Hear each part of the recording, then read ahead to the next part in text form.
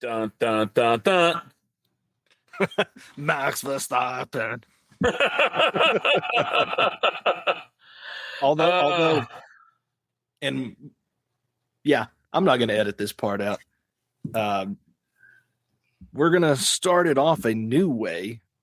And of course, we'll still have our intro, but the music, we listen to the feedback. The music's gone now. Probably the best was Kaz came up to me and he's like, dude, I like listening to y'all's podcast, but can you get rid of that god awful music? Well, look, it's free. It was free. It was free. You know, maybe I'll reach out to some Texas country guys.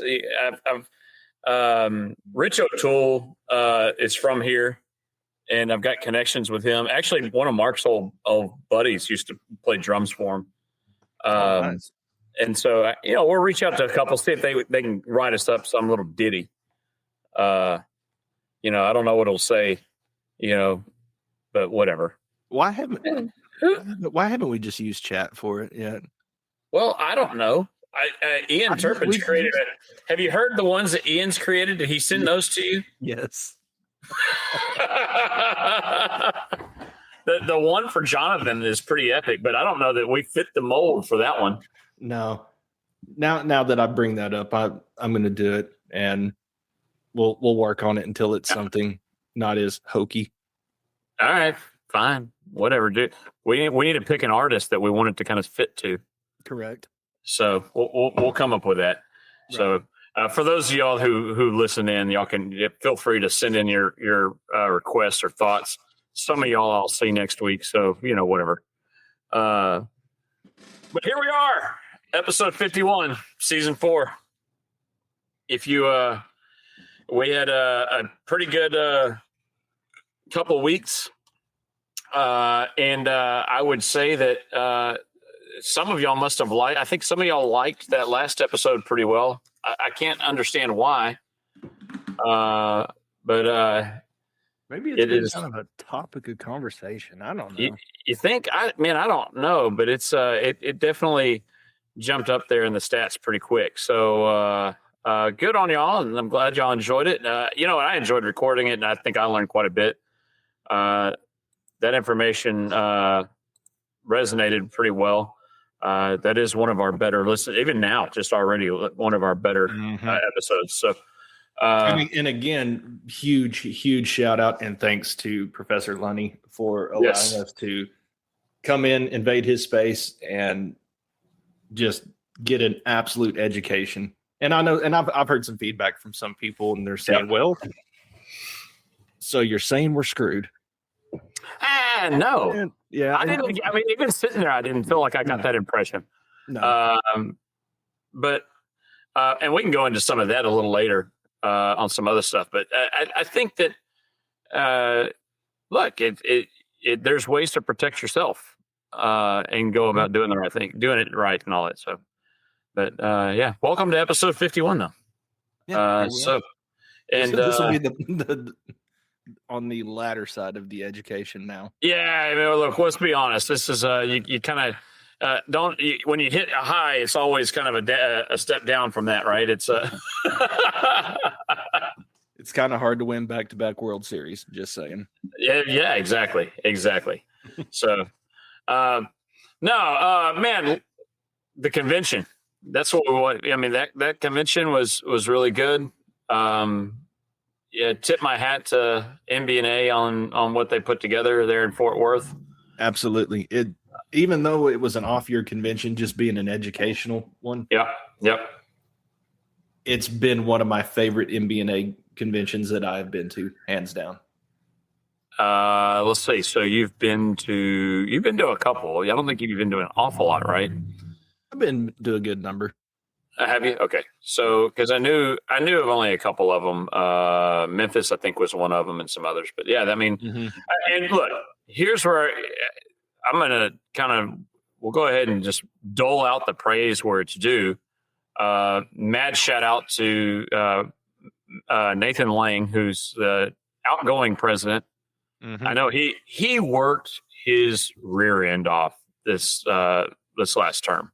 And there's no doubt in my mind whatsoever that he does not have the best interest of MBNA, but also all of us. Mm-hmm. He really puts his heart out there and puts his mind to it, and just the product spoke for itself. Yep. You've got and all that crew for the education committee, because this is really their baby, right? When it comes to the off year, it's really heavily focused on education. So you got, whether it's Pamela Priest or Steve Kaz was all on that. You've got Fainley was all in on that. Man, they did a great job. Mm-hmm. So I was happy to be a part of it. Happy to be out there. Of course, they started off with the hands-on at the Worthingtons. I did notice, I don't know if you noticed this, but did you see Matt get his hands dirty? I didn't see Matt get his hands dirty. I must have been just at opposite ends of the place. That must have been what it is. Worthington must have been so busy taking care of regular work things. He must have been in the back of the shop, sculpting his piece de resistance of his career, and we just didn't see it because we were out front. I'm ready for the unveiling. I am too. I expect to see it. So it was, but no, it was really good. I thought they had stuff that was not just valuable, but that we're going to use on a fairly regular basis because it goes into all different things, right? The shape carving is absolutely regular. Oh yeah, and especially having Ron Clamp there to instruct it. Yeah, I mean, of all things, he quite literally wrote the book on shape carving. I have a copy of that book. Do you really? I don't. I refuse to give him money. I should have brought it and fangirled out and had him sign it. Had him sign it. He was there, did a great job, as to be expected. I brought my guys up there, so Anton was able to kind of see what he had going on and what he was doing. They did one on refinishing a bronze, so they had Cold Spring show that, which I thought was super, super relevant. Definitely so. And I feel like we get a lot of questions on that. You see the question pop up every now and then in the different Facebook groups about refinishing bronze. And if you were there, you lucked out. You got to see it happen. It's a very simple process. It's not that in depth, but I think sometimes just somebody being able to see it firsthand that makes their comfort level to the point that they're willing to take on a job like that. I think it becomes a little overwhelming because it's not, it's not one of those things we deal with on a regular basis. No. And so because it's not, we're stone guys, right? And bronze is kind of a little bit out of our purview. And you tend to shy away from it from time to time. So, I'm the same way in my shop. If somebody comes in, they're looking for a flat marker. I'm going to do everything in my power to make sure it's a piece of granite. Yeah. But there's different reasons for it though, right? I mean, not necessarily because you're not familiar with it, but margins are better on markers on granite than it is on bronze. So I can understand. And usually most of those people, are not necessarily leading towards bronze anyway, unless they're across the street from you. So I don't know. And of course, there's people that I've told that same thing to, and they're saying, well, bronze is the easiest thing you can do. And I agree with that. Yeah, it comes to me. All I have to do is bolt it to a piece of granite. But I just hate relinquishing control. Creative control is the better way to put it. You say that, but I have done a number of custom bronze over the years, a number of them. And through different manufacturers, not so. And I'm not saying that it's not possible to be done. Right. In fact, what was it? The year we went to Italy, was that 2 years ago? I can't remember now. I don't know. I wasn't 3 years ago. I think it's 3 years this year. When we had gone to Italy that year, I had one of the ones I won the award for was a bronze that I'd made through Cold Spring that had featured a set of hands holding a baby. And that one was for my old college roommate who had a stillborn. I remember you talking about that one. So yeah, it's I mean, you can do a lot of custom things. So we've done custom things through some of the other suppliers as well, and been pretty well pleased. I've done stuff through, but I've done bronze through suppliers and been really ticked off about things as well. So I'm a much bigger fan of bronze whenever you can use it in parallel with your granite designs to where it fits the design rather than it just relying just 100% on the bronze itself. I mean, then I'm a lot more in favor of it. And then that's even down to the smallest things. If you're just ordering a bronze cross from Strassacher or something like that. Well, we did that one year where I had a family, and this was one of those cool ones where the family came in. It went to a cemetery that was bronze on granite only. And this is the one you used their rules to kind of. Yeah. Their rules specifically said, and I've probably talked about this on here before, but we'll talk about it again just in case whatever. But the rules specifically said that it had to be bronze on granite, and it listed the size of the granite. It did not list the size of the bronze. So it didn't specify how much bronze, but it said the text had to be bronze, da-da-da-da-da. So what I did was I used Strassacher individual letters and individual nameplates because the family wanted like blue pearl, right? Yeah. And so what the heck are you spending all the money for blue pearl for just to cover it all up? Mm-hmm. And we did the individual letters and sank those into the granite and glued them in. We did bronze panels, a bronze cross, and it was real simple. I mean, it didn't take a lot of work. Anything like that. Strassacher really did a good job of taking care of us. Got it all out there and installed, and it looked great. But what was funny about that one was because I knew what the costs were, and I built the number up. I told the family, I said, look, I'm going to give you all this, and we got to get it approved by the cemetery. But right now, by their rules, they want you to take the proof to them to be approved. Said I can send it to them and get into a fight, but I know this is going to be an easier battle for you to see what's going on. And so I said, take the proof and show it to them. Do not show them my numbers. I said, right. I think you will learn a lot more about what they'll do when you don't show them the numbers. If they beat me, great. Whatever they're going to do. Mm-hmm. And I got to remember back. This is a ways back. It was a double marker. And it's been at least 10 years or more.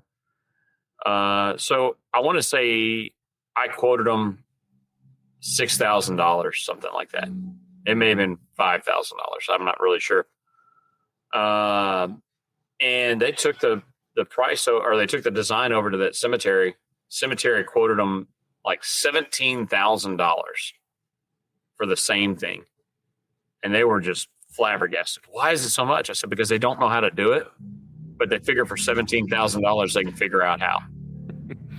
You almost sound like you're like the poster child for one of those Facebook ads. Cemeteries hate this guy. Learn his tricks. Yeah. Or write the book on that one. Mm-hmm. But being afraid of bronze. I mean, if you remember, what was it? Last year, the year before, I had James refinish my great grandparents' markers. Mm-hmm. And it was, I mean, they were, the patina had just gone completely. It was time to redo them. They've been sitting there and actually even worse than that, they weren't even on granite. They were just sitting on concrete. So we pulled the whole thing apart, changed everything out. I, sanded them off, took it back to the raw metal, repainted it, came back by hand. In fact, this one had some like these ornate little flowers on. Mm-hmm. And so instead of just coming at it with you use your sander to take it off the top of the letters. I know that this just gave me an idea. I know we're totally off topic what we were talking about, but that's the nature of how we do things. But I know you've seen the TikTok videos, reels, or whatnot of those lasers removing rust from metal. Yeah. What would it do if you took it to a bronze that has been oxidized? I don't know. Have you bought one of those lasers yet? No, I was hoping you did because I kind of want to know. No, because I also wondered, will it work on taking polish off granite? I've wondered the same thing too. It's going to be one of those. I'm just going to text you one day with the price of one and be like, dude, if you put, if I put $50 in, you put $19,500 in. Wait, whoa! This seems a bit lopsided. One of these. No, so we had it, and we came back with a Dremel, and on the flowers, I wanted a little bit more definition. So on the flowers, I hand did the color on the flowers, and then came back and sealed it. Mm-hmm. So nothing crazy. Look really good. That whole that section which is old because it's my great grandparents, and those markers would have been put there in I don't think they had. I think they had markers that got lost at one point in time, and then my great uncle redid them in the 70s. So you're already 50 years old. The patina's gone. So yeah, it just looked better.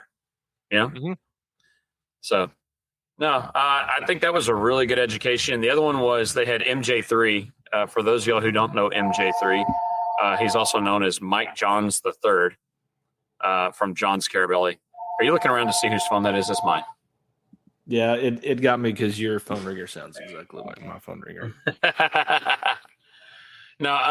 So MJ3 did an education on polishing edges. Mm-hmm. And it was, I think it was really more of an education on polishing, but polishing edge, for doing rounds on a marker or something like that. I'm not really sure why you'd want rounds on a marker if it's supposed to be flush, but teach their own. But nevertheless, the skill functions for other things too. So, well, and that's one thing that I did learn while I was up there is that almost every single flat marker that the Worthingtons do sell has the rounds on it because that's what their cemeteries require. Which is bizarre. I mean, it's not their thing; it's the cemeteries requiring it. But whatever. One of the guys that works with the Worthingtons told me that the cemetery's logic behind it is that if a lawnmower blade hits it, it won't damage it as bad. As bad? Emphasis on the as part. What are we, like a 10th? It's like 10% less damage. Mm-hmm. I promise that blade does not care one iota about that round. No. Here's an idea. It's like somebody backing into your brand new truck going, it's not that bad. No, it still sucks. Here's an idea. Maybe don't set your mower deck so low. Or in the case of one of the cemeteries here, my guys have caught the lawn crews racing their lawnmowers up and down the lanes. Yeah. Who won? I don't know. Nobody. It was nothing but losers. Nobody. It was all losers on that one. Oh man, it just gives you a pit in your stomach whenever you're out there in a cemetery and the mowers are going and you hear one just absolutely eat. Oh yeah.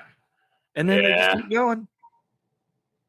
Mm-hmm. It is what it is. I feel bad, for College Station. I feel bad for them because they moved away from mowing themselves. The city did, they would have, and they got a contract with a local lawn company that does commercial work, and they don't care. Those guys want to get out of there to get to the next job, and so they will mow it as fast as they can, and they hit everything along the way. And the number of replacement pieces, I mean, works well for me because they've got to get the parts for me. Yeah, they got to replace, and it's full retail. There was a cemetery in a town around me that they had the greatest deal ever for taking care of the cemetery as far as the lawn maintenance went. They didn't. They were using trustees. Oh yeah, Huntsville does that. And those guys, of course, they were happy to come out and work. Yeah, they did an amazing job. They weed eated, lawn mowed, They did everything, and it looked immaculate. And the only stipulation is that they had to provide them lunch. Mm-hmm. So it was sandwiches, chips, drinks, whatever. And I don't know if it was the trustees had got together or if it came from the sheriff's department. I don't know. But it was put in as a request that, hey, the guys would like some mayonnaise, mustard, whatever, so they can put it on their sandwiches. And they said, we're not doing that. Oh, my gosh. And so they stopped coming, and now they pay a lawn company tens of thousands of dollars a year to take care of it. Over mayonnaise and mustard? Mm-hmm. Oh, my word. Yep, that's quite the fumble. No kidding. You can buy those things in packets and keep them in the refrigerator. Sam, that would have cost you $10 at Sam's for a 3-year supply. Mm-hmm. What the heck were they thinking? Well, it just goes to show you that it's always our most educated and brightest that are in charge of municipalities. Yeah, you're right. Mm-hmm. So it's like anytime you try to build anything, it'll test your patience. Yeah, we had that conversation. We had that conversation the other day. For context on that one, I met with the architect for our building, and there was some sticker shock, but the sticker shock was not on the construction of the building. The sticker shock was on what they want me to pay engineers for civil engineering on a 2-acre a lot that's absolutely flat with maybe 3 trees. So I was not too pleased. Well, it's safe to say that it was a factor of times 5 what I was anticipating it being. Mm-hmm.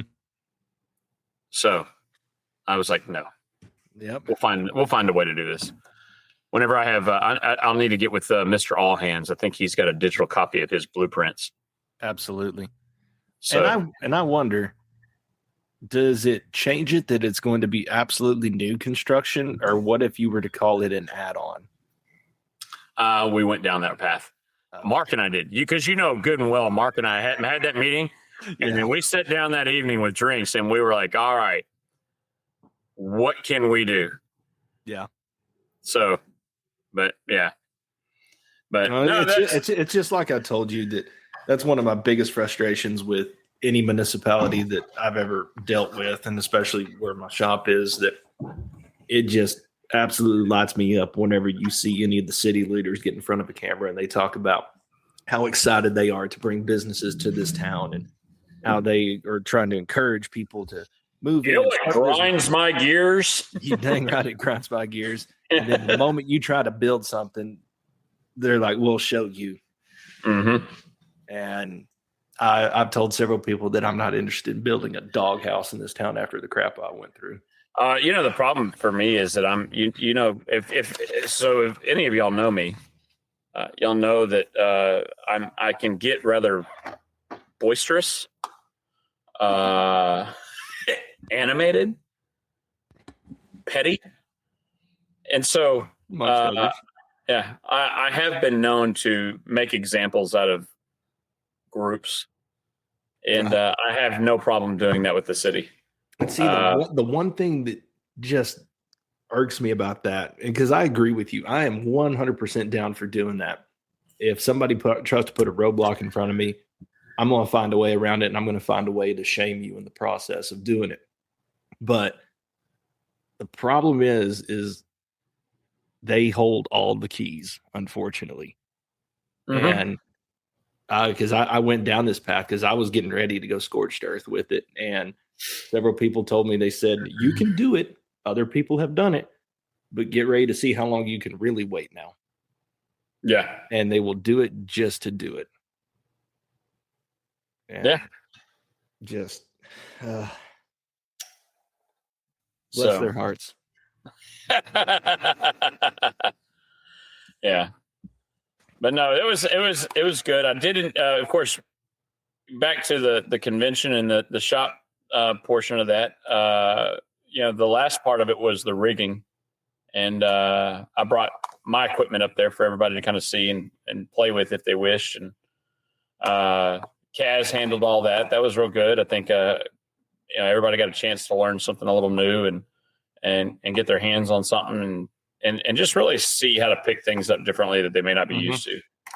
Well, see, it wasn't truly hands-on, though, because your guys weren't relinquishing the controls to the crane to the crowd. Well, the problem with that is that's if they want to pay a deposit, then certainly that I'm happy to. But the setting trailer they could have easily driven around. I tried to sell it 2 or 3 times while we were there. Right. So what was funny was Kaz calls me up and goes, "Hey, do you have anything odd to pick up?" I go, "Do I have anything odd to pick up?" Yes. Was that odd? It was very odd, and that was the one that had the little torch flame on it. That was yes. On the trailer, right? Yep. That one surprised me because I was over there whenever we first helped get it off of the trailer, and you said just throw the strap around that torch flame, and the fact that it was, and because you said you were going to cut it off anyways, so it didn't matter. But in any other instance, if that would have been a customer stone, if you would have, it would have come off. It would have popped it right off. But the fact that it's a stone you don't care about, we could have hung it by it. Yeah, it would have never come off. Exactly. Yeah, but that thing picks up so awkward. Yes. It does not want to come up straight by any stretch of the imagination. It wants to lean. You can shift your clamp around, and it doesn't. You try to you could put it in straps. You've got to really rig that thing up and spend time thinking about it. Mm-hmm. It is one of the more awkward things, and that clamp that he has does a great job on that. Mm-hmm. So, but yeah, it ain't no joke. It does not want to stand up normally. Right. So, but it was definitely one of the better workshops I've been to in quite some time. As far as the information that was there, everything was extremely relevant. It really kind of goes back to what we talked about a few weeks ago when we had gone and done Baltimore, which was that being around people moving rocks from other parts of the country and talking to them and seeing how they would do it goes a long way, right? Yes. We get so hung up in what we know here in our area, and seeing those things that we're used to, and you're not able to really get outside your box until you have other people show you things. Mm-hmm. So, but never pretend that your idea is the best idea, because there's probably one better out there, and be open to learning. Well, that's one of the my favorite sayings I've heard over the years is there's no such thing as a new idea, right? Right. If you have an idea, somebody else has had it first. Mm-hmm. So, and once you get through that concept, you're like, oh, yeah. Well, if I'm not the first to have it, let's start altering things. True. Makes me think though, who was the first to have the SERP top though? Because I don't know. Man, it's a revolutionary design. Well, who's the first to have the Angel Heart? Oh, I know. Do you? Well, I mean, kind of.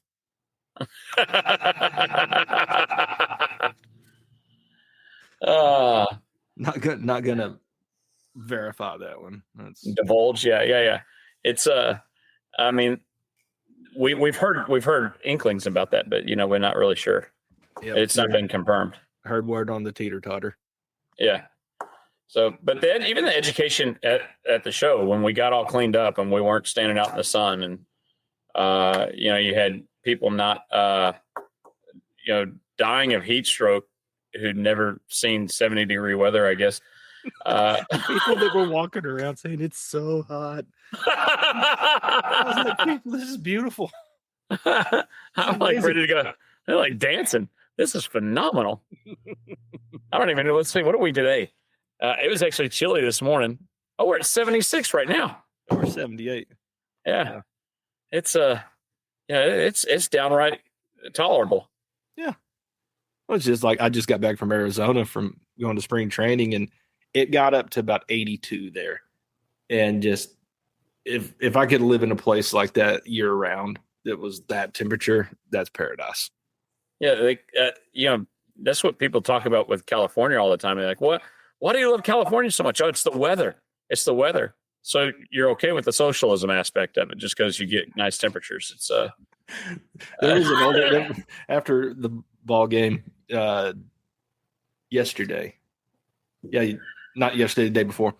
We were walking back to the hotel because it was only like half a mile from the ballpark, and there was an older couple that was walking next to us, and my daughter, she was out in the grass just doing her flips like she does, and the wife said she just makes it look so effortless, and my wife was like, yeah, that's all she works on. That's her thing. And then we got talking to them.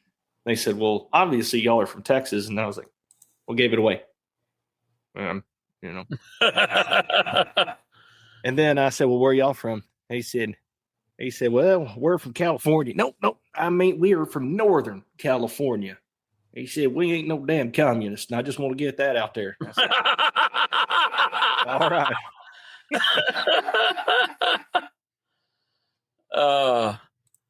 But yeah, no, the education there at the convention hall was good. I think I got an awful lot out of the AI stuff, which we were already using. Yes. Here we've talked about it almost to ad nauseum here on our show. I will say that whenever I saw that there was a person that was going to be doing a presentation on AI, I was this close to skipping it because that's going to make about the fourth AI presentation I've heard, and especially at a monument. Yeah. And I am so glad I sat through that one because I learned a lot. I think the key to this is going to be moving forward, because don't expect this to go away. Not just the AI, but don't expect the education on AI to go away. This is our new, I don't know, our new insurance discussion or safety discussion, or what was it for a while was succession planning. Yeah. Was one that was big and happened a lot. This is going to be the new one. Now, I think it's going to be important to keep going to some extent. But what I think we learned from that one is who's presenting. True. And that goes a long way. Who's presenting? How are they using it? The sad thing is that it's going to be a little bit of a misnomer. You're going to have to understand who's using it and how they've used it, because when Nathan Lang did it in Oklahoma City, he uses it so well, and he's got that was a pretty good one. But this was somebody who literally, that is their career. They own a business that focuses on building AI and those kind of things. And so that was, I love, who's parked right there that's shining the sun off that's phenomenal. You look like Shohei Ohtani.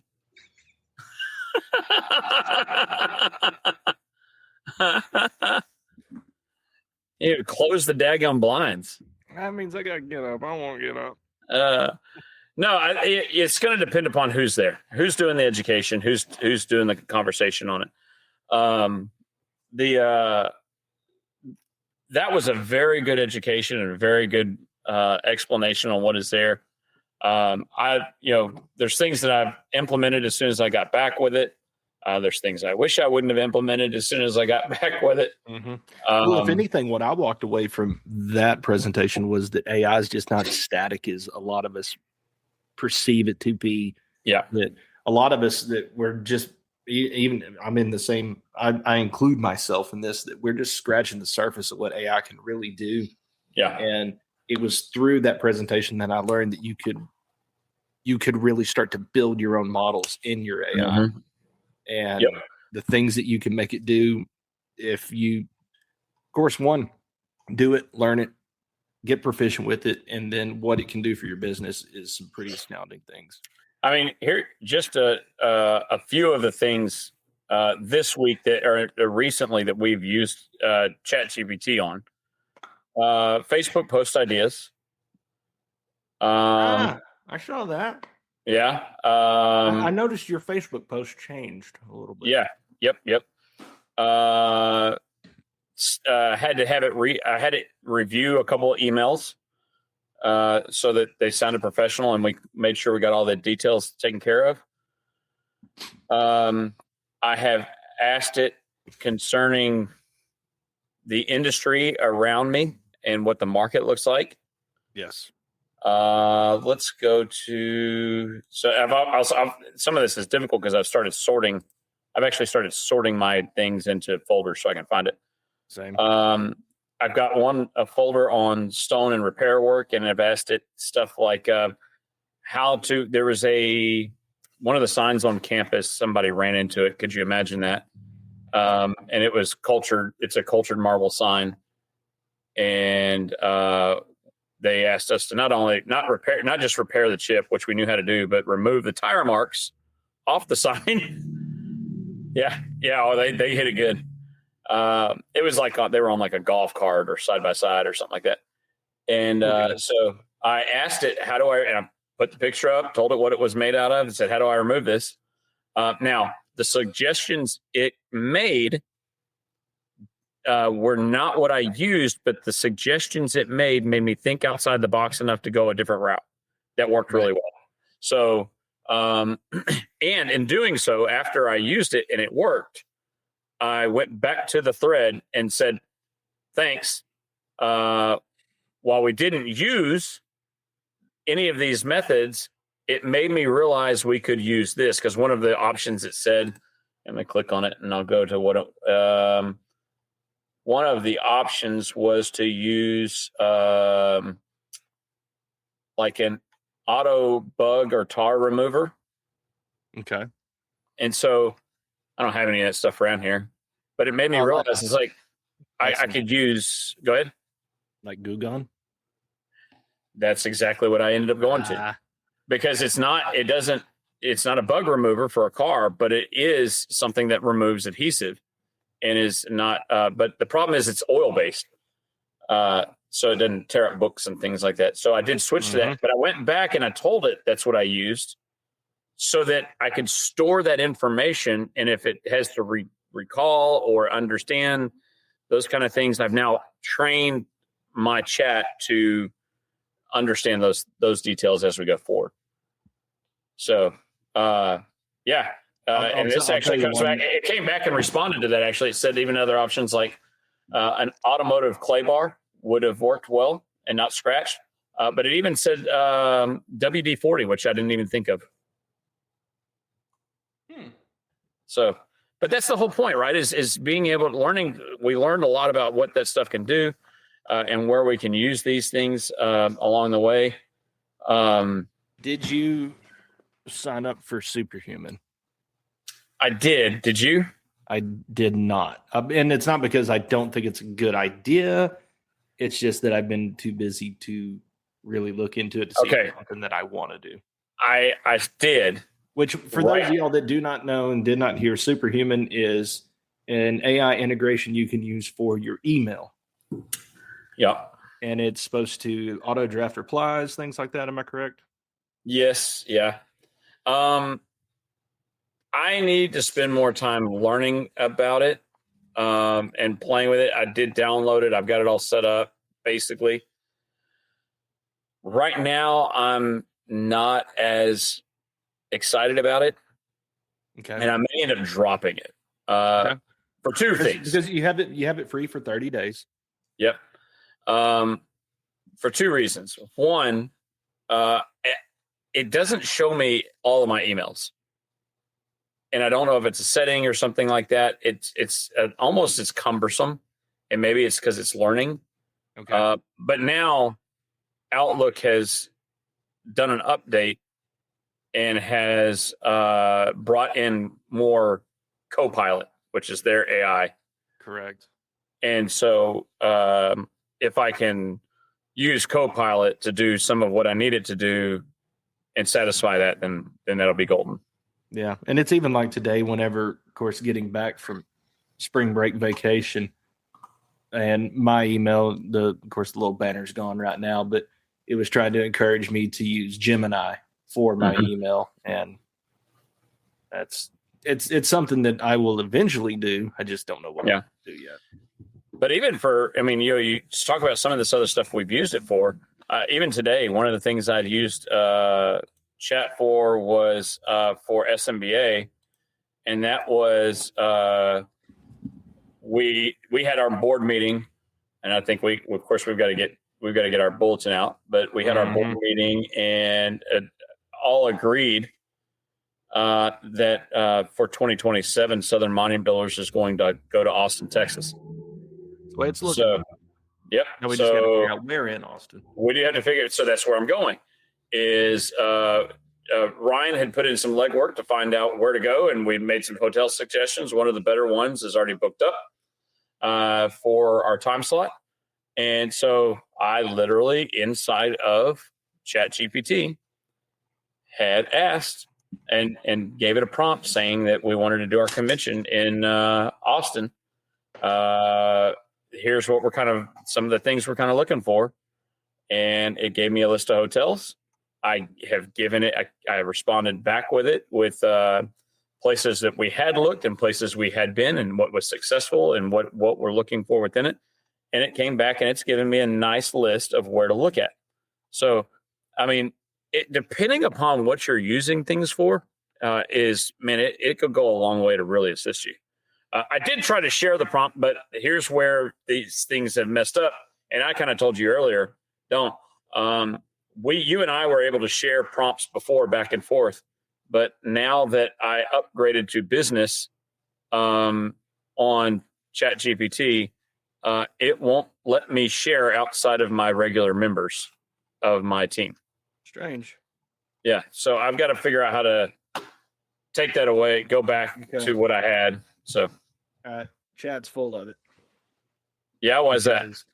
Well, I said, would the Emerald Beach Hotel in Corpus Christi be a good idea to host the Southern Monument Builders Convention? And it says, yes, the Emerald Beach Hotel in Corpus Christi would work for the Southern Monument Builders Association. Well, look, you still got to do your own due diligence. You can't just rely solely on what is there. But if it can narrow down some options for you, then you're at least there. Now you've messed up your algorithm though. Well, it says a potentially stronger Corpus option would be to do the Omni. Yeah, I don't think it has. I think the Locasa might be a better. The bring your own sheet suites could be better. The ones that have good hourly rates. Yeah. The No-Tel Motel might be. Have you been to that particular hotel?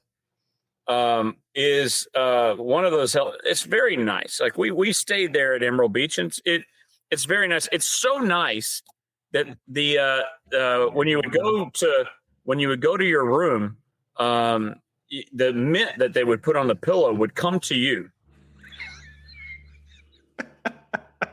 Yes, you get curbside service. I mean, I didn't realize it had legs, but it still got there.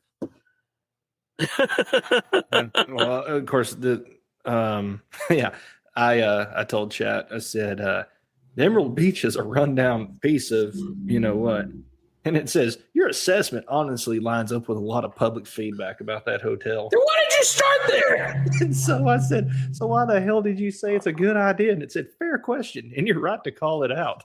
I said it could work.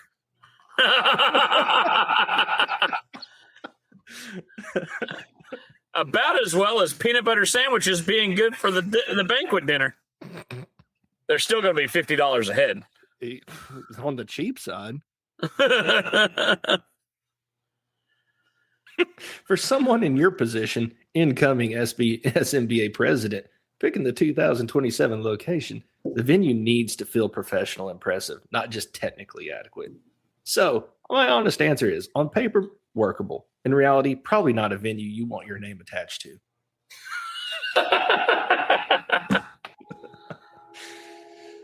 Yeah. Yeah. I think we're moving your ability to choose where we go after that one. Oh man. Yeah, that just goes to show that definitely AI is a great tool, but don't like Ronald Reagan, trust but Mhm. verify. Yep. I mean, we've used it for a number of things. We're redoing our website, and I did use it to review some of what they built. So, I mean, it's pretty good. But no, great show. Hat tip to MBNA. Definitely. I'll eat some crow on that one because I was thinking it was going to be rough. But in full honesty, I've not been the biggest fan of MBNA for a while. Yeah, and things have definitely turned around. Yeah, I will say, and if the convention is any barometer of what's to come, it's going to be good. Yeah.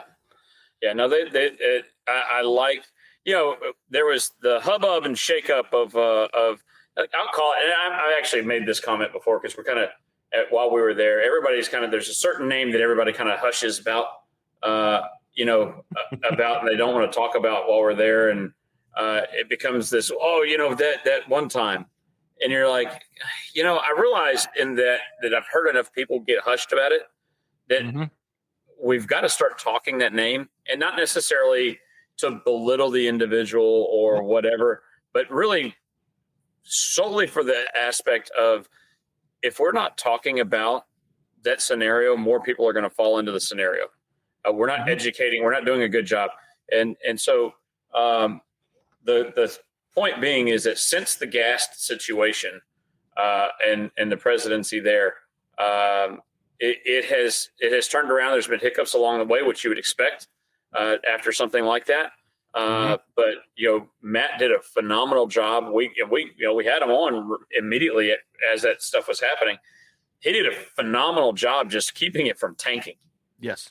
I mean, it could have just tanked down quick, and he did a phenomenal job. And now you got Nathan having come through and really kind of ran a really good race with it. Did a really good job at the level in which he's allowed to do, right? And that's really kind of the big thing, is because there's going to be a lot of people that sit there and criticize and, well, shouldn't have done this, should have done that, or should have done more, and all these other things. But at the level in which he has the ability to do, he did a dang good job. Yes. So, and you and I had been to a number of different conventions around the country, and he has been at all of them. So now, I agree with everything. No, I don't agree with everything. Is that mean it was bad? No. But I don't agree with my wife 100% of the time. Exactly. And if I agreed with somebody 100% of the time, I wouldn't trust them. No, because they're trying to sell you a bill of goods then. That's it. So, I want people that can think for themselves, and we're going to see. I know we're not. And that's perfectly fine. I'd actually prefer that. I can't learn something new unless somebody wants to retort something against me and show me another way. Oh, yeah. And that's one thing I definitely will tip my hat to Nathan on, is he's one of those that he was willing to have the difficult conversations when they needed to be had. He was willing to sit there and listen to the criticism and then say what can be done, what cannot be done. He has truly done an outstanding job in his position. Yep. Now, I will say, for us as SMBA, we've got a road to climb. This is and you're going to hear us talking about this a bit. We've got this is going to throw a little bit of a wrench in our scenario, because our schedule is going to be a bit off. So for those of y'all who listen, y'all want to come join. We are all you got to do is be members. We are going to Cold Spring in July, right?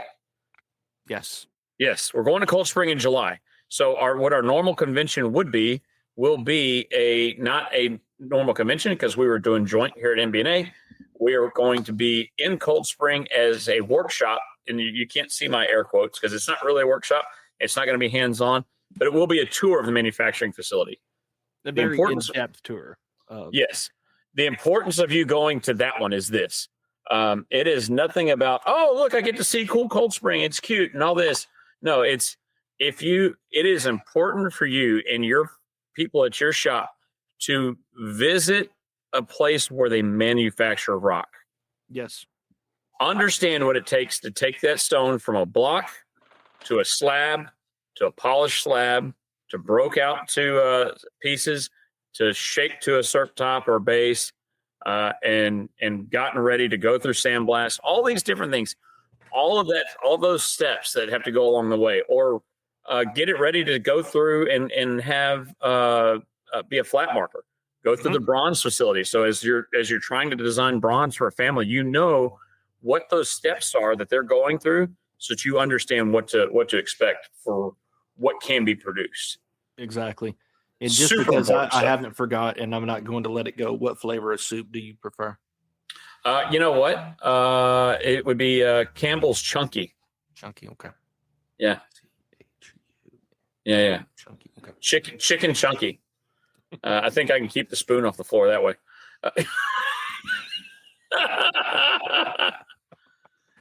Now, but all in all, it was a great convention, of course, and then with our workshop / tour, whatever you want to call it, coming up, we've got that. And then the thing we have to look forward to as SMBA members is going to be our 27 convention somewhere in Austin.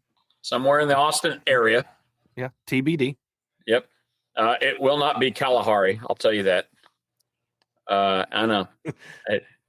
We looked at those numbers. They're stupid. I imagine it's higher than a Drafts Behind. Yeah.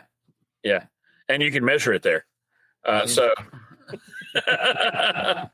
no. So yeah, that's man, it's a cool place. We're not going there, but it will be somewhere in the Austin area. But man, and this is coming from the Aggie. Okay.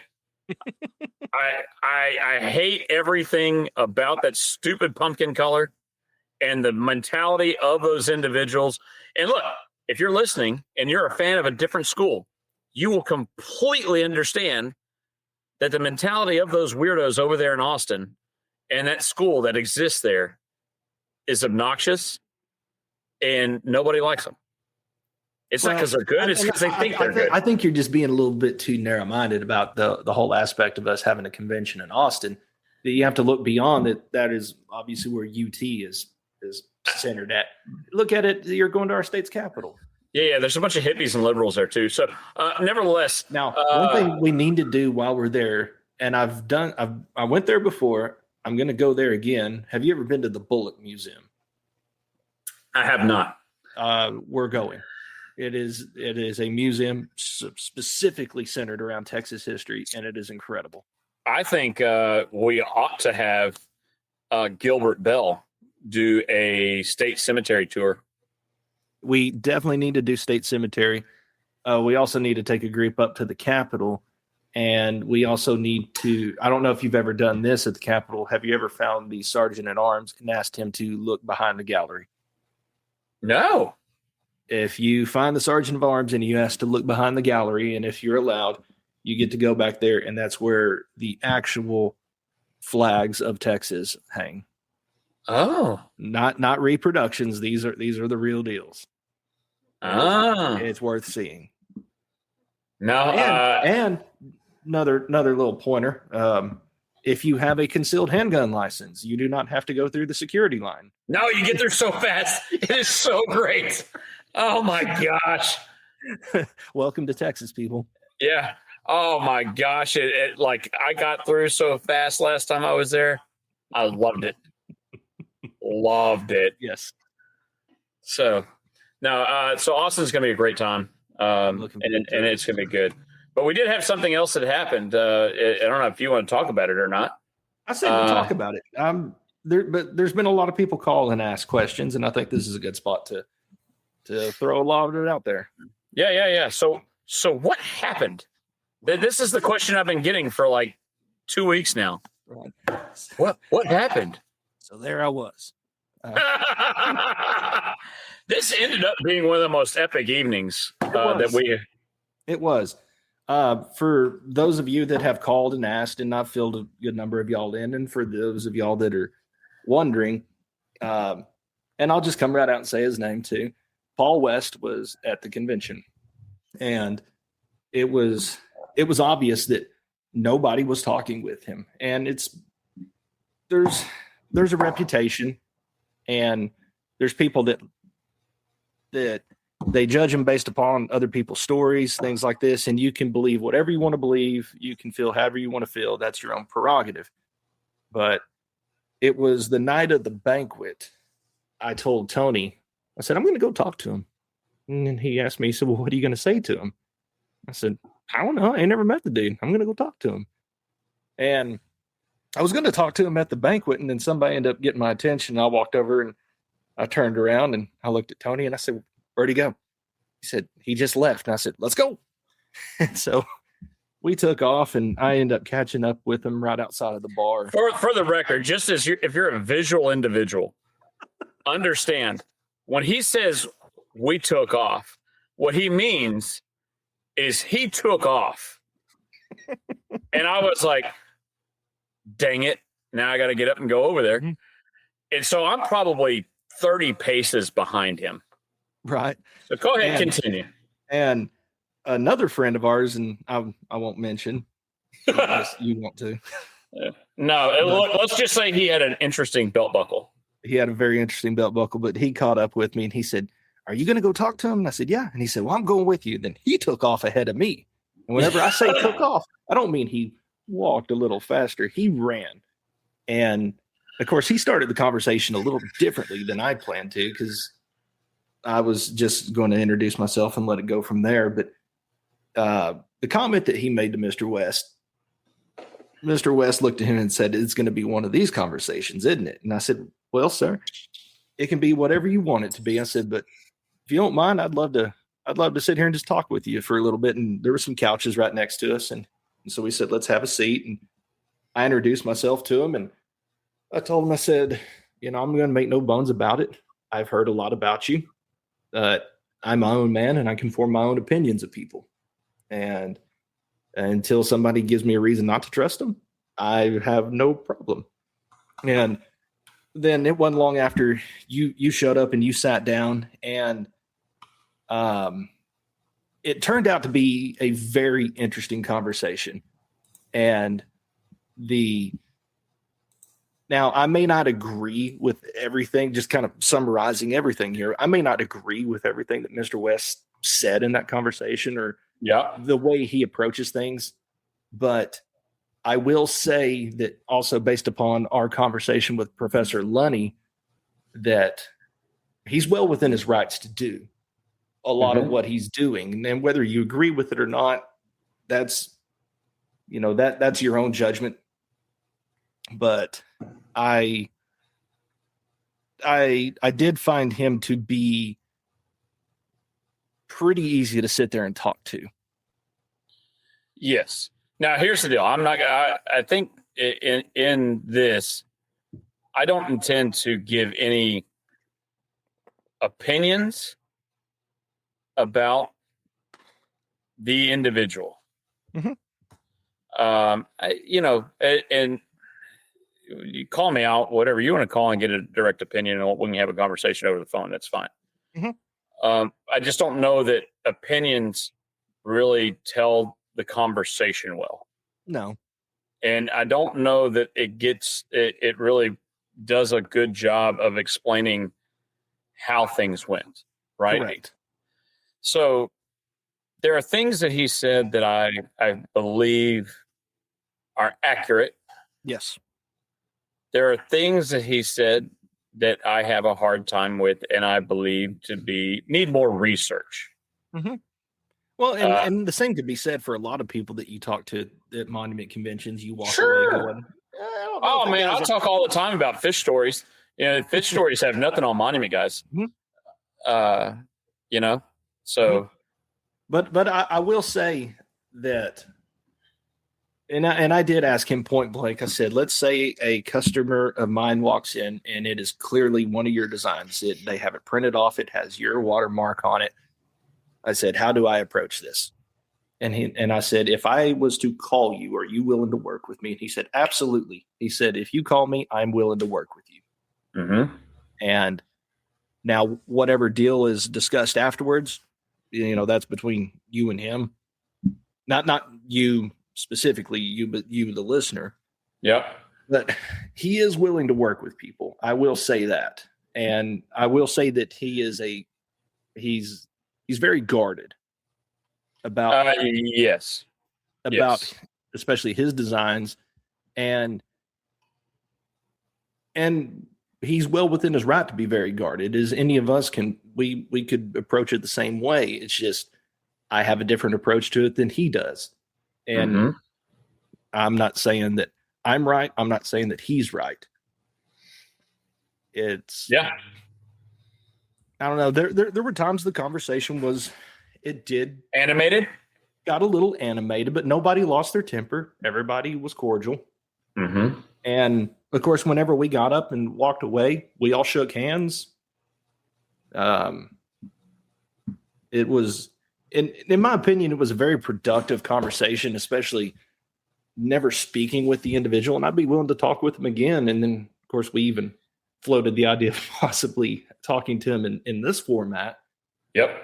But, no, and he agreed. He said he would come on and do the show with us. And, what that looks like, I don't know. Right. When that is, I have no idea. Because that'll also be one of those, it'll be, and I'm not going to lie that he is going to be a controversial guest, because there are people in the industry that just flat out do not like him. And then there's people that they either don't know him or they just don't care. Yeah. But I'm not going to go as far to say that he was a terrible person to talk to, because he wasn't. Like I said, you can agree or disagree with how he approaches things, and that's your own prerogative. Yeah. I have my own opinions about it, and I'll just keep my opinions to myself. But all in all, and I'll even say this: look, you take your opinion on what it is and what you think of them and how all that went and all that stuff. You make your decision based upon what you feel like it needs to be, and understand this simple concept. In history, flat out, in history, nobody sees themselves as the villain. That's correct. Everybody sees theirself as the hero. Mm-hmm. Oh, and of course, you're not just specifically referencing him. That's just a truth for us all. Yeah. And it's a good way to go about life, understanding that principle. Yes. Right? Once you understand that, it does kind of put you on a different footing, even whenever you're dealing with a difficult customer. Hell, I dealt with one today. She irritated the absolute fire out of me. But I also understand that she's grieving, and she's grieving hard, but she just wouldn't listen today. Mm-hmm. And so when Janine was like, you need to let her know that this isn't getting done. We got 2 inches of rain, and we hadn't had rain in forever, and it's sitting. Everything's soggy. Yes. Well, I need that installed today, because his birthday is on Sunday. I can't get my equipment there. It's not going to happen. Love to help you, man. I would. And I would absolutely do so, to the point where we were there with the stone this morning to get it installed, but couldn't, and had to bring it back. So she's not the villain. She irritated the fire out of me. She's not the villain. Now, again, my opinions aside of Paul, he does not see himself as the villain. No. He made pretty decent arguments. I will agree with that. And some of his points I agree with. Mm-hmm. I do not agree with necessarily his tactics and how he goes about things. I agree with that. I don't agree, and I think we've made no bones about this whole time that we've been doing this podcast in the last, in the previous 3 seasons. Mm-hmm.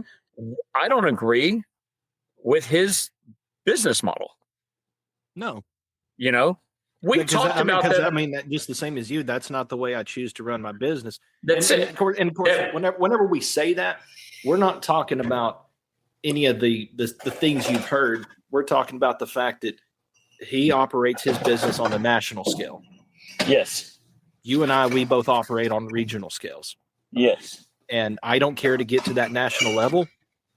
And if he wants to run his as a national company, that's totally fine. That's his prerogative to do. Exactly. I'm not interested in being. We've said the same thing about all the other online companies that we've called out before and their business practices and how they handle things. You and I talked about another one today that's not them and not one we've talked about in the past. So it is that model, we feel, personal feelings, is not indicative of proper care or good care of a grieving family. I agree. And I would even go even a little step further.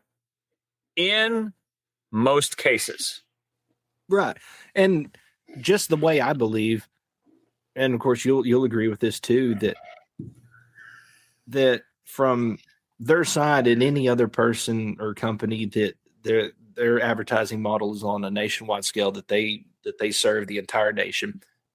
They say that they can adequately serve families, and I will respectfully disagree with you because you're not going to have the same connection with the families that we do. Right. You don't sit across the table from them. You don't get to know them. And just that's something that cannot ever be replaced. Right. And now, am I saying is their model a terrible way to go about it? Obviously not, because it works for them. Yeah. But it's not what I want to do. Yeah. So, yeah, I think it's interesting how my I won't say my opinion. No, it's interesting how my perception is the better way to go about it. How my perception of him changed through that. And I would encourage everybody else, because that's one thing that I noticed at the convention. He walked the hall. He was in the education sessions. He was at the banquet. Nobody would talk to him. And I understand that there's the rumors, there's the stigma, everything that surrounds him. But I would also encourage everybody to do what Tony and I did. Is we're gonna catch a lot of backlash on this, and that's fine. Yes. I mean, there's gonna be people go like, I can't believe you talked to him. I can't believe you saying that, or whatever. But here's the deal. What has been going on all this time and everybody's been doing is not working. Full stop. Is not working. You don't like them. I'm not saying that's an invalid thought, but I am saying that the way everything's been going about on it is not changing anything. The one thing I will say that he said in there was, and however he chooses to, whether it's real or not, he said specifically, I just want it to stop. I just want it to stop. I want people to quit taking my designs. Okay. And in some instances, I will absolutely agree with that people have absolutely ripped his designs off. They've done one-to-one copies. They've known that they were taking somebody else's work. And I'm in his camp in that aspect. Yes, that is wrong. But again, like I would encourage, I honestly would encourage anybody that hears this, that next time you see him, go have a conversation with him. He will talk to you. Nobody else to talk to. Say that with love in your heart. But again, I still disagree with the way his approach is on a lot of things, but that doesn't mean that I have to hate an individual. Here's one of those things that I have to confide myself in and kind of settle down with, and that is this. And I'll ask you, because I think this makes it kind of gets the point. Are you a capitalist? Absolutely. If you're a capitalist and you believe it, you have to be okay with him having the ability to do what he does. Mm-hmm. And that hurts. Oh, yeah. But it goes the same thing for your competition. Mm-hmm. The guys down the road. You can't go, oh, they can't do that. They can't sell. No, if you're a capitalist, they have the right to do what they do. And I have zero room to talk. And the reason I have zero room to talk is I wasn't the first here. Mm-hmm. I came in, there were other companies here. I just came in and swung a hammer. Yep. And was loud. That's it. Was. Is. All right. So, no, it was interesting. It was interesting, and I'm still all for having him on, and that's something that you and I can talk about in the future, and then, of course, we can reach out to him and have the conversation, too, because that's the next thing is, and I don't think it would ever turn into this, but I would love to have him on. I just don't want it to be a negative podcast, a negative recording. I don't want to do that, but I don't think it would go to that just based upon the conversation that we've already had with him. Agreed. I don't think we would get to that place. No. So, and I don't think he would either. No. And I'm not. Look, understand this. We're not saying that because, we're trying to entice it and make it happen. Y'all, if you've listened long enough, you know good and daggum well that I could care less what any of y'all think of us. And really, it's not. If we're doing something, it's because we want to, exactly. and we think there's value in it. We think there's value to the industry for y'all to hear different things. So that's where things come out of. So I hope we're able to pull that off and make that happen in time. But we've got a lot of other things coming up that we want to do and discuss. I don't want to continue down having that same conversation. We just did the copyright episode. We're now talking about it here. We got other things to talk about. Mm-hmm. I've got, and a lot of people, they also need to understand is that whenever we did the copyright episode, yes, it was spurred on by conversations that have come from, let's just say at the Paul West universe. Mm-hmm. But the purpose of us going and sitting down with that professor, lawyer, whatever you want to call him, both, it was not to do anything directed at Mr. West at all. Mm-hmm. It was more so to clear the air on a lot of speculation that a lot of people have that you read on the Facebook groups that people say, well, you can do this, but you have to change this much of it, or you can do this because this, and it was more so just to set the record straight. So it was a way for us to put content out there for you, the listener, to understand that this is the black and white of it. And of course, still none of it was legal information that you should go off of, except for one key point of it. But it was more so to dispel any of the rumor of whenever it comes to copyright. I'll say this. I mean, when it comes to that stuff, the reason we do these things, the reasons we go out and we have the conversations with the attorneys, we go out and do all these other educational deals and research for stuff we talk about on here. Man, look, this doesn't make us any money. We could care less. But if we can get the education out there to others and make it available and if we can make the people who listen have more ammunition to protect themselves and make themselves better, then I think it's worth it 100%. Correct. So, but that's why we do it.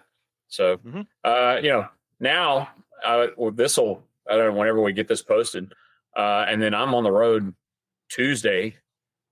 As soon as I can pull James out of school, there you go. I'm headed to Elberton. Oh, yeah, School of Hard Rock's coming up, which it's kind of a good thing that I did not sign up for it this year because with that second location that I'm opening next week, I'm going to be absolutely slammed with trying to get a lot of that in place. I'm going to put on my Bob the Builder hat and build some stuff. Yeah. Well, and like I told you before, I'm just going to watch you. I'm going to watch. That way I'm making notes of where your mistakes are. And I'm like, I'm not doing that one. Well, at this point, if I make a mistake, it's because chat told me to. Oh, you're just going to follow chat willy-nilly as if it's just perfection, as if it's going to tell you to, go down to the Emerald Beach, for convention. It's a good thing I called it into question because I was going to flip that one. So it'll be good. I'm excited. Of course, this will be the last of the trips that I've got for a while, which is good. It's been a bit much. I don't get me wrong. I loved going to Baltimore. Those people are phenomenal. Yes. Would recommend. What's the saying? Is I've done that. Would recommend. Would recommend. 5 stars. Yeah, 10 out of 10. MBNA was great, and Hard Rocks. I love those guys. That's a phenomenal fraternity, and I learn something every time I go. And I'll say it again, especially, and it goes vice versa for this too, that if you're a member of the Southern Convention, make time. I'm not saying every year, but make time at least 1 year to go to one of the Northern conventions, because even whenever MBNA goes on, there's a lot of the Northern people that do not come down to it. Yep. And it is, and it's incredible to get to meet these people, the way they do things, the way they see things. It just gives you a whole different perspective. And then on top of that, just the connections you make with those people. I'll tell you this, hands down, some of our best friends now are Yankees. Oh yeah. Would not change it for the world. Love those guys, would do anything for Joe and Mikey C. Brooksy's phenomenal. Yeah. Dan Giroux, man, all those guys up that way. Yep. So we have made some phenomenal friends doing this. I love it.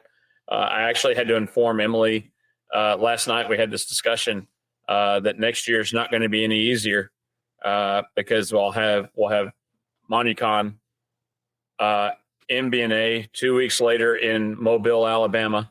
Yep. And then I'll be chasing again with Hard Rocks. So I'm going to beg the guys at Hard Rocks to give me a little bit more time between. You haven't tried to have Hard Rocks move to College Station yet? No, it didn't. No, that's what you need to do. Whenever your new shop is built, you need to have Hard Rocks at your new shop. I don't want those people knowing where I live. Well, I'll tell them. No. We figure we'll build it so that it can house Hard Rocks if we decide to do that at some point in time. But technically, my shop's big enough to host Hard Rocks. It's an undertaking, man. It's the amount of air you put out, the amount of power. The fortunate thing I have is that nobody wants to come to Wichita Falls. No, I don't know that anybody knows how to get there. No, you can't get there from wherever you're at. No. You end up looking at it like, I'm in Kansas somewhere. You forgot the falls part. I tell a lot of people, they say, well, where's your shop at? And I'll tell them, it's in Wichita. There may have been people that did come to visit me that ended up in the wrong state. I hadn't thought about that one yet. No, we are talking about one of the areas that has been floated for convention for Southern has been College Station. And the sad thing is I'm the one that said it, and I said, look, I don't actually want to call it the convention here, because then it's not really a vacation thing for me, there's not really rest. I've still got work going, and I'm here at home. I don't want that. However, I think College Station would be a good place for it. But what I don't want is I actually don't want it here until the shop's built. Because then we can do whatever we want at that point in time, and it'd be easier. And another place that it has not been mentioned, but honestly, just because I'm very familiar with it, there's great places to go, but it is technically out in the middle of absolutely nothing, would be Lubbock. Now, what was the last good thing that came out of Lubbock? Oh, well, Buddy Holly. Yeah. And how did that end for him? Wasn't his fault. It was an airplane. That sounds like a wreck waiting to happen. Lubbock would, especially what Lubbock has turned into these days. It honestly would be. Is it still a dry county? Oh gosh, no. It was a dry county for a long time. For a very long time, and if you're familiar with West Texas like I am, you'll hold the strip outside of town near and dear to your heart forever. That's where you had to go if you were thirsty. Yeah. No, we've talked about it here. I mean, you were here not that long ago, just last year. I think there's a lot to do. There's a lot of places that we can have here that'll host it and fit well. A lot of great food. Yeah, College Station honestly would be a good one. Yeah. There's a lot to see on campus. There's a lot of places that we can go around here that are not far to go see something pretty cool. And look, we've got here in town, you can go visit Swanstone Arts, which is one of the suppliers here. We can do a tour at my shop whenever that shop is built. The current one. We need the current one. You need the current. Oh gosh, look, we'll move it to the other part of the property as a museum. What you do, just to throw everybody for a loop, is just have it at your current one. But since you are the landlord to the countertop shop next to you, just have it at the countertop shop. Just make everybody think that's where you're working out of. Hey, they finally signed the lease today. Good deal. You don't have to evict anybody yet. No, we were getting close. So, no, it's we're excited about things coming up. We got a lot of work ahead of us for SMBA. Yes. No bones about it. And I can promise you that after that meeting, I'm a lot more confident in our board. And not that I was not confident or whatever. The people are phenomenal, but we've got some growing pains. It's there's been still a lot of adjustment and stuff going on. But Austin, you incoming president, you've got your work set up for you. I do, and it sucks that spring break hit whenever it did, because about the time I'd be working on a lot of what we talked about, I've been off that week, and so I've just been getting the emails from everybody saying, "Okay, we need this, we need this." Yep. So I've got to catch now. Understand for everybody, if you want to come out and you want to go to the Cold Spring thing, all it takes is you got to be a member of Southern, which is cheaper than if you just try it. Look, here's the way it's set up. I'm going to be honest with you. If you want to come out to the Cold Spring deal, Cold Spring will host you at any point in time. But if you want to come to our tour and be a part of everybody and all the other stuff that we're going to do, you do need to register with Ian Turpin. He'll get you taken care of. However, if you're wondering how much it's going to cost, it is I think we said it's free to members. Is that right? Free Something like members. that. I have to double check. You're just responsible for getting yourself there. You're just responsible for getting yourself there. If you want to go and you're not a member, I will promise you right now it is cheaper for you to just become a member. If you make the decision, it was by design. If you make the decision to come and pay that price, and not I'll take your money. We will take your money, but then I will question whether or not you ever need to be a member. So, no, join, be a member. You can come out. And then if you join and you're a member, we are also going to be putting on the design contest again this year as well. So that link, I think, goes live next week if you want to start uploading. I have to double check. I've got it already set up. We highly encourage everybody to participate in the design contest, especially now that we have the coolest top award that can ever be given. Hey, and how cool was that? Mike was sporting. So what you don't know is the grand champion of our design contest gets a custom Southern Monument Builders Design Award belt buckle. And in that banquet night, we had Austin wearing his, and we had Mike Riley wearing his, because we want to support our suppliers. We want to honor our suppliers that are really making sure the work gets done well. So Mike Riley wore his. The coolest part about this was that evening we ended up going to see dadgummit, who did we see? It was Josh Abbott. Josh Abbott. Went to see Josh Abbott band at Billy Bob's and ran into Mike Riley. And that place was packed. It was. And there he is. The coolest part of that night, though, was whenever Josh Abbott started singing a Randy Travis song, and Randy Travis came out on stage. That was amazing. What was funny is I remember you and I were talking. We're all sitting there talking, and all of a sudden, and I heard the song. Of course. And all of a sudden, all the girls in there start screaming. I'm like, did they just figure out what song this is? And I turn and I look at the stage, and I see the monitors, because there's monitors all over Billy Bob's. And about the time I see the monitors is whenever I see that Randy Travis is on stage, and I go, "Oh my gosh!" And I totally fangirled. Start screaming like a little girl. I did too. It was one epic night.